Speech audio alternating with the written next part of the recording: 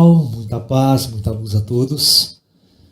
Vamos dar continuidade então ao nosso papo sobre a interferência extraterrestre em nossas vidas, como a gente já viu no primeiro módulo, a forma como eles interferiam através de médiuns, através de sensitivos, paranormais, tá? Então agora a gente vai ver, né, uma coisa muito interessante.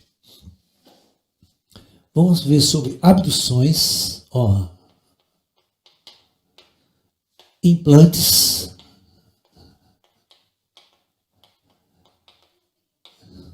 tá? Como é que isso funciona? Bom, durante toda a década de 50, a década de 60, 70, né, os extraterrestres precisavam, né, rapidamente fazer uma intervenção extraterrestre em nosso planeta, mas uma intervenção que não fosse descer as naves e aquela coisa toda. Então, esse tipo de intervenção é mostrar a presença extraterrestre. É levantar a discussão, levantar o tema na sociedade.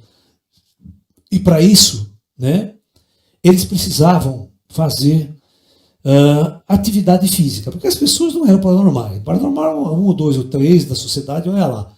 Então, a interferência tinha que ser necessariamente física. Então, foi aí que surgiu a era dos discos voadores, né?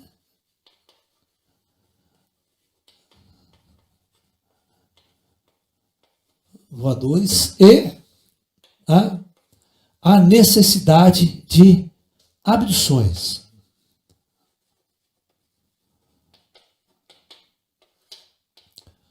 Ou seja, né, em inglês a palavra é taken. Ok? Então, durante toda a década de 50, 60, 70, nós assistimos, né, os contatos de terceiro e quarto grau. Tá? Então, nesses contatos de terceiro e quarto grau, né, era uma forma muito mais contundente do ser humano entrar em contato com os extraterrestres. Mas o que é fato interessante é o seguinte: todas as abduções e contato de terceiro e quarto grau só foram dados, né, presta atenção, para pessoas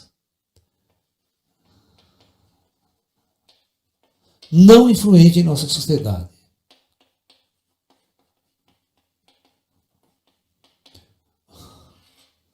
Nenhum cientista foi abduzido, nenhum político, nenhuma autoridade, apenas pessoas simples, humildes, eram escolhidas para esse tipo de experimento, e essas pessoas depois vinham contar à sociedade, contar sua experiência. Dessa forma, os ETs faziam uma intervenção mais light, porque se ele pega uma autoridade, um cientista, já dá uma melada no meio do campo. Já ia uma intervenção realmente direta e objetiva, né, na nossa sociedade. Abduzir um político, sabe? Aí é complicado. Então, eles faziam isso porque o projeto da intervenção era um projeto mais light, não podia chegar com tudo. Tá? Essa discussão, é claro que toda essa discussão eu fiz com os seres extraterrestres, né? Com os greyzinhos. Eles gostavam de causar certos impactos, né? Eles faziam o seguinte: eles abduziam uma pessoa aqui, por exemplo, humilde, simples, e largavam no outro estado, né? Só de sacanagem, né? No sentido assim de provocar uma discussão grande entre nós.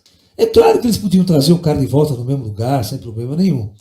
Mas eles faziam isso de propósito para criar um impacto, criar uma situação importante para a discussão da sociedade, tá? Da casuística ufológica. Aí surgiram tantos congressos de ufologia, tanta discussão sobre o fenômeno OVNI. Desde a década de 50, todos os anos em Roswell, por exemplo, todos os anos em Roswell tem um congresso internacional sobre ufologia.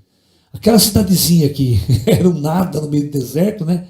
não ia ninguém naquela porcaria lá. De repente, hoje em dia, quando tem os congressos, lá vai de 60 mil pessoas, 30 mil pessoas em várias cidades. Né? É um processo, virou turismo, entendeu? Então, tem que manter o caso Rosa em pé, você está entendendo?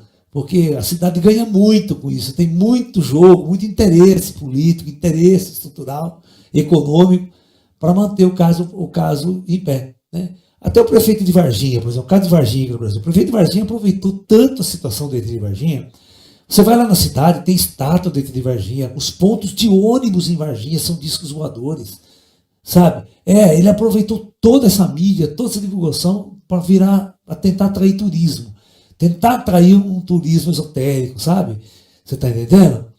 Né? Eles deveriam ter feito uma coisa, né? Aproveitar, fazer congressos ufológicos todos os anos, patrocinado pela própria prefeitura, sabe? Aí você teria realmente um fluxo, mas isso é tudo uma sacanagem só. Né? Mas, do ponto de vista, os ETs precisavam intervir, certo? Mas não podia intervir do jeito que nós queríamos que ele interviesse. Tá ok? Então, por causa que a lei do karma estava em transição. Não era o grande dia da chegada. Tá? Então, nesse meio tempo, o que os ETs faziam com os abduzidos? Isso é muito importante que eu explique para vocês. Tá? Os ETs abduziam essas pessoas, levavam para dentro da nave, principalmente os Greys. Ele colocava o cara numa maca, ele estava praticamente meio desacordado, né? E fazia um check-up completo do indivíduo. Completo. Tá? Sem você gastar um tostão, que é bom. Tirava amostra de cabelo, amostra de unha, amostra de sangue, amostra de sêmen, amostra de virococó, fazia de tudo. Né? E é óbvio que esses exames feitos, tá, tinha uma análise rápida dessas coisas, e qualquer problema que esse indivíduo tivesse, um câncer, alguma coisa que se faria lá na frente, os ETs já colocavam coisas nele, né? Já davam tratamento, colocavam remédios para evitar um problema mais sério. Então, é óbvio, essas pessoas eram muito auxiliadas nessas abduções. Isso nunca ninguém levantou. Só levantou o trauma, sabe, por causa do ET, o ET é mau, o ET me abduziu, me fez isso comigo, abusou de mim. Enfiou um tarugo no meu rabo, teoricamente falando. Para fazer análise e tudo mais. Mas no fundo, muitos desses abduzidos saíam dessas abduções com implantes físicos, tá? Colocados através do nariz, colocados através de uma cirurgia assim, mas não dá para descrever essa cirurgia. Às vezes, certos implantes eram colocados em pontos do cérebro que a nossa medicina não sabia como que foi colocado lá, como chegou esse objeto até lá, sem nenhum corte, sem nenhum nada, e chegou num ponto especial. Porque depois o pessoal começava a fazer radiografia e aparecia esses objetos no cérebro das pessoas. Tem um caso muito interessante, numa região do Chile, né? A cidade inteira, é uma cidade, é um bairrozinho afastado, né, da cidade, era um bairro rural, que devia ter naquele bairro rural que moram umas 500 pessoas. De repente começou a aparecer discos voadores no céu e todo mundo começou a relatar uma estranha dor de cabeça, uma estranha enxaqueca.